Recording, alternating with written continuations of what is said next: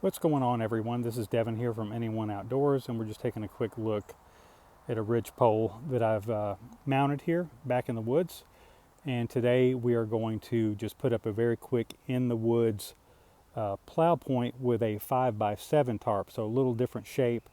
And we'll get into the lashing real quick here. All right, so I'm going to get this the heavier end lashed up first. I'm going to set this to probably about 3.5 feet tall. So I've got to get my my hank unwrapped here. But this is very, very unrehearsed. And we have a bowline right here. I'm not sure how much of this is in frame. We're just going to untie that because we're going to start all over from the beginning.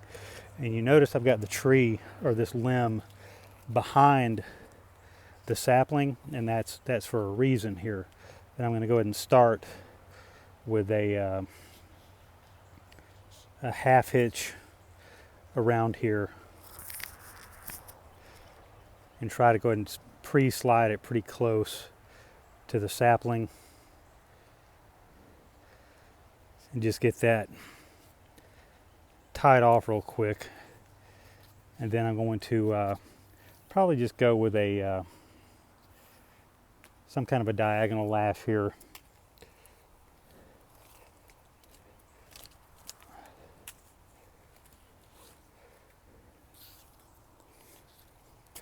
I'm not really going to go crazy with this lash because it's really not going to bear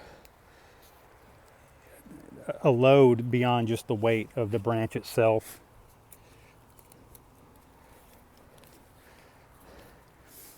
Because the pull on this thing is really going to be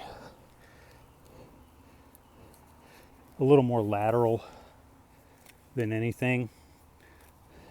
I'm not even going to do a full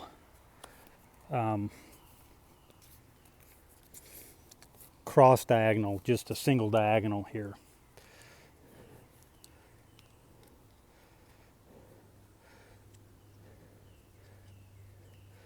And we're just going to end it just like we started it with a clove hitch here. And that's really all this thing's got to do. It's not the prettiest diagonal lash, but it'll work.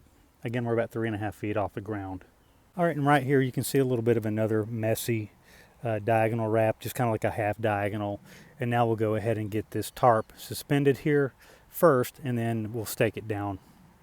Now, one thing I'll note here about the Plow-Point in general is that when it comes to like a ridge pole, most of the time people are going to be thinking about like wedging a pole like in a little nook in a tree, which I've covered that before, where the ridge pole runs the most of the length, if not all the length of the Plow-Point. That's not really what we're doing today.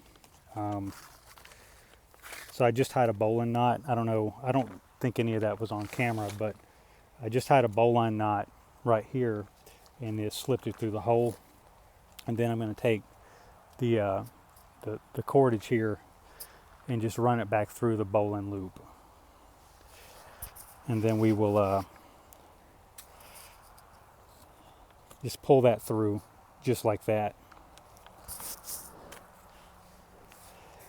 And what I'm going to do is basically another half hitch with a quick release tag.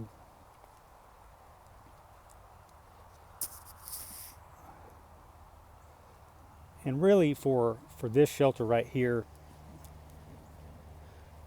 that will hold. And there we have it. We have our very quick deploy, very low profile Plow-Point with an odd shaped 5x7 foot tarp. And we're backing off a little bit so you can see a little more of it.